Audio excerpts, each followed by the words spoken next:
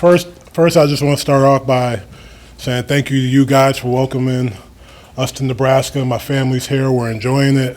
It's a dream come true for me, and I'm excited to get to work.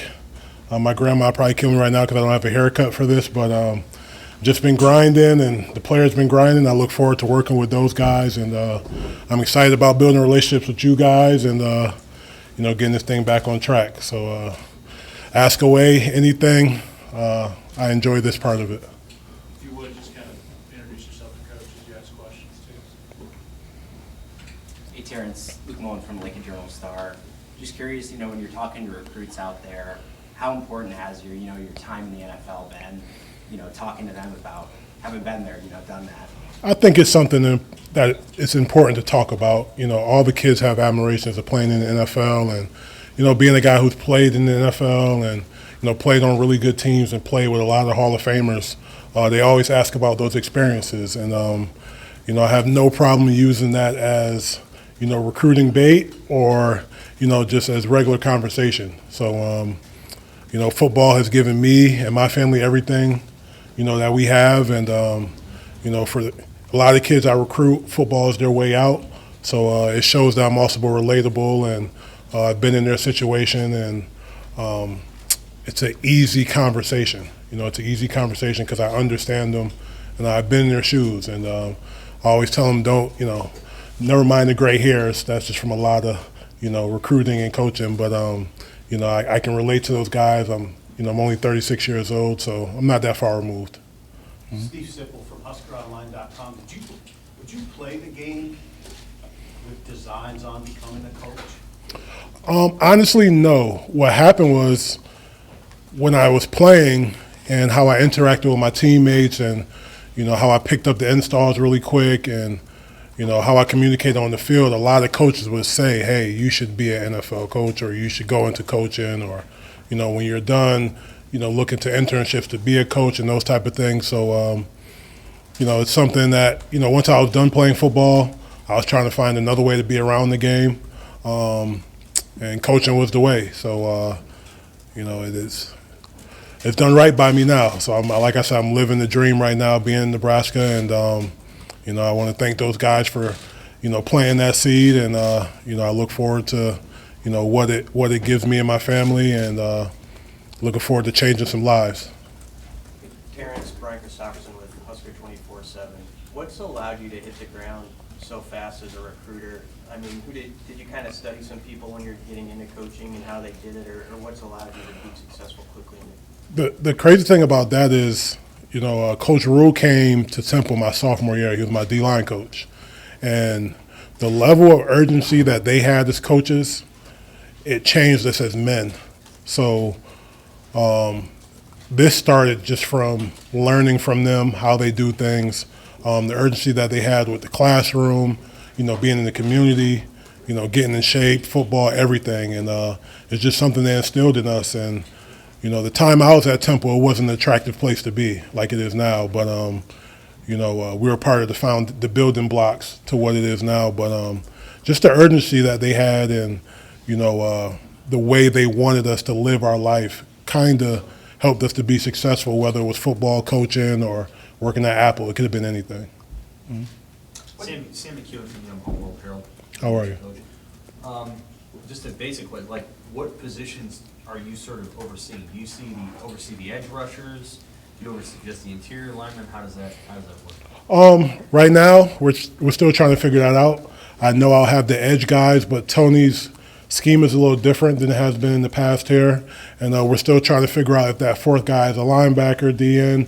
We don't know, and that's kind of going to work to our advantage. So we're still figuring that out, and hopefully once when we figure that out, hopefully other teams won't figure that out until Saturday. So can you talk about the transfers, or is that not something that's under your purview yet? As far as what? The player from Georgia, the player from Florida, they signed.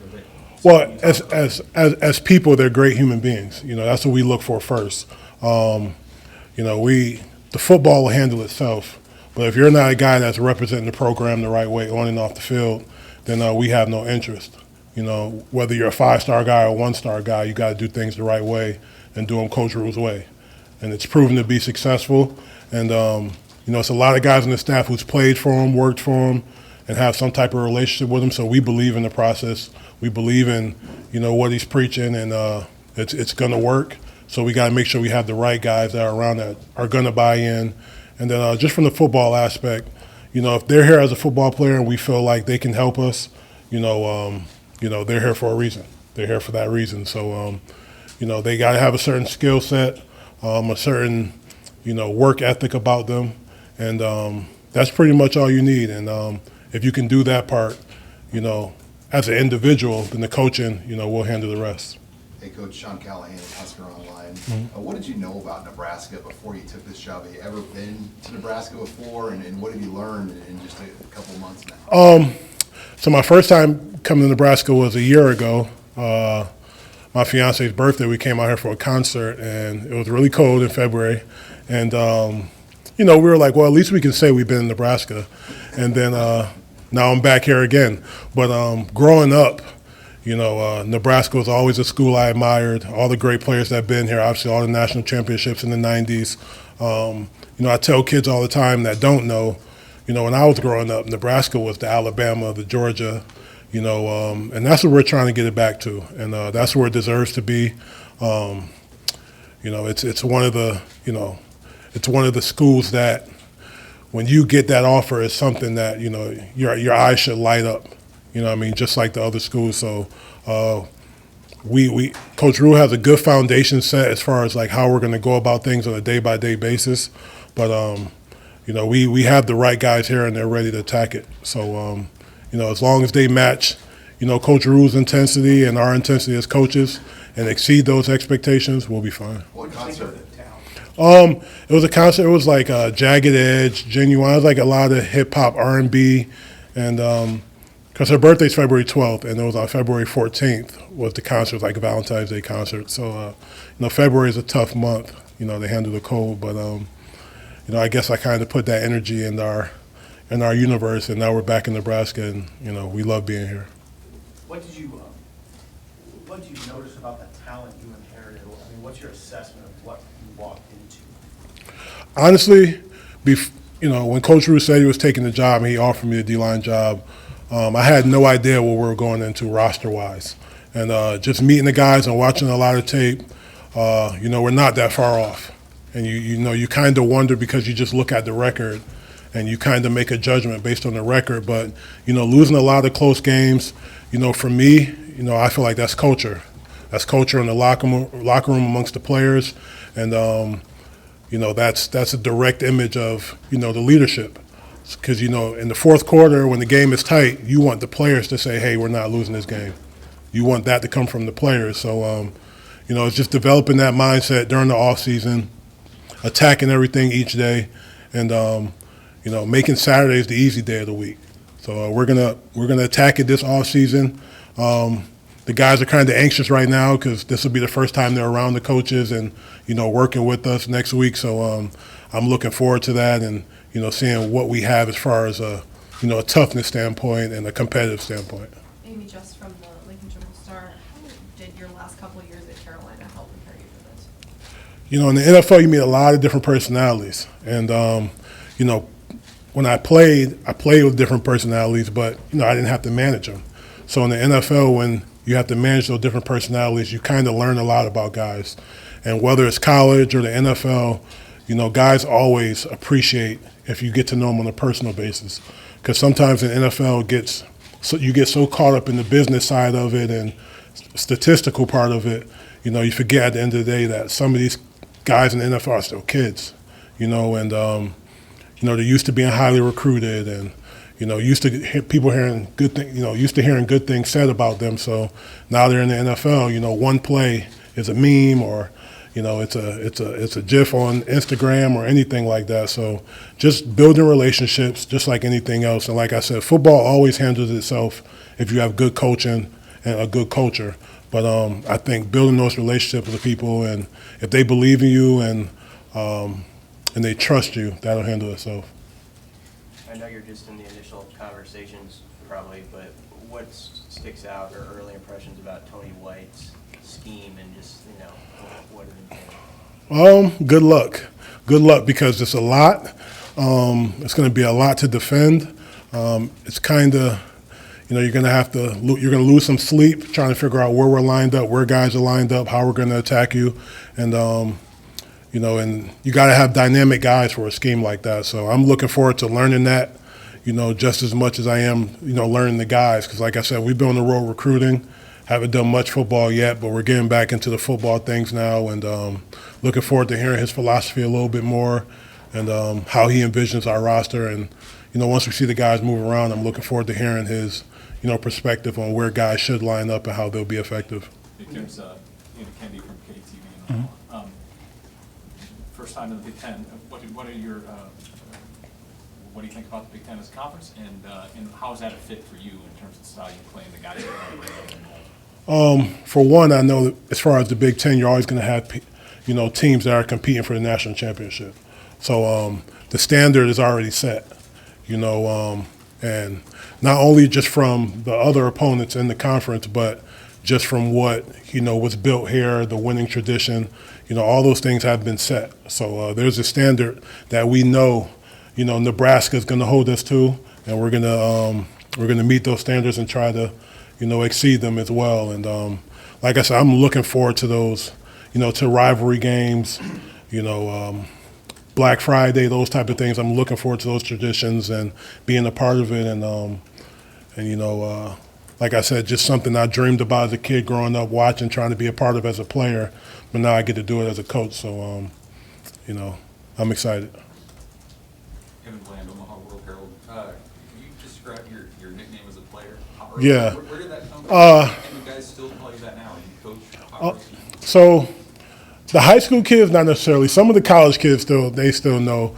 But, we're coming back from Seattle. It was my rookie year. So obviously as a rookie, I don't have a say on anything.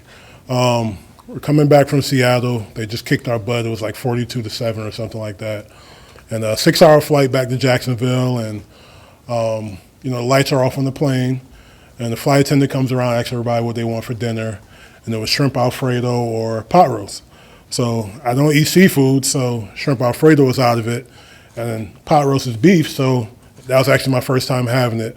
And I thought, I'm going to go with the pot roast. So like 10 minutes later, she comes back down the aisle. She's like, pot roast. And I lean over. I'm like, right here. And my teammate behind me, who's kind of like the comedian of the team, Clint Ingram, he was like, man, you said that like that was your name. And, the certain guys on the team, not to get started or stay away from. So I'm like, whatever. And I go, I eat my food, go back to sleep. And the next day I'm doing media and talking to the media about how we just, gave 150 yards rushing and all that. And I see him walking over and I'm like, oh man, here we go. And he was like, hey, from now on, y'all call him pot roast. And obviously they asked about it, ran with it. And, once it hit Twitter and everyone liked it, it stuck with me. And, big man needs a nickname. So, you probably hear a lot of stories that I ate all the pot roast on the plane. That's not true. That's really the story. That's really the story of how it happened. So, it stuck with me. And then when I went to Denver, when I signed as a free agent there, I tried to get rid of the name and said, hey, why don't y'all come up with something? And the Bronco fans were like, no, pot roast is going to stay. So it stuck with me, and I'm still pot roast now. So I enjoy it. What do you think's good to being a good pass rusher, whether you're an edge guy or an interior guy? What's important about being good at that? When you've been on good defenses, both as a player and a coach, what do they do well? As far as players, there's always different ways to get to a pass to the quarterback. Playing with Von Miller, he's a guy that God took his time and, created. He just has a special ability to, he's flexible, to bend around the edge, his get off, those type of things are like second to none. And then you play with great players like Aaron Campman. I know he's an Iowa guy, but he's a great player. But a guy I respected that didn't have all the flexibility, didn't have all the God-given talent, but worked at his hands, his feet, worked at his craft. So there's different things that you look for, but initially you just hope you got a guy who athletically can burst off the ball, has the ability to be flexible, and then the rest of it you can coach. When people ask you, what's it like to work for Coach Rule, what comes to mind Accountability. He's not a head coach. He's not going to be the last guy in. He's not going to be the first guy out. It's a competitive staff, honestly, to me. And when I say that, I mean, like, we're all trying to outwork each other, which helps. Nobody wants to be the weak link. Nobody wants to be outworked by another coach or position group. And Coach Rue kind of sets that tone because you know how much he works and you know how much he believes and what he believes in, how much time he puts into that and how much time he puts in the players. So, at times I sit back and admire how he's able to balance being a head coach, being a father, helping us young coaches develop those type of things, and still remember every single recruit that he's interacted with in the past 2 months. So, he's a special guy for that reason. And like I said, it's admirable. And I think that's why we have the staff that we have and everybody's going to work because we all see that every single day. So it sets the tone. The staff, with the exception of a couple, is fairly young. What has that chemistry been like as y'all are, some of you have existing relationships, but as you come together as this staff? You enjoy what you do. I come to work every day and I enjoy being here. Evan Cooper, me and him were college roommates. Adam DeMichael, Omar Hales, we all played together. So it's a special bond that we've been developed. And, when Coach Rue was coaching us. So he's seen us grow into young men, see us grow into fathers, grow into husbands. And, we understand him, we get him, we know exactly what he wants. And, I think that's why he hired how he hired. Just having the right people around him, people that are going to put the players first, put winning first, and put any agendas or selflessness to the side just so we can do what we have to do to win.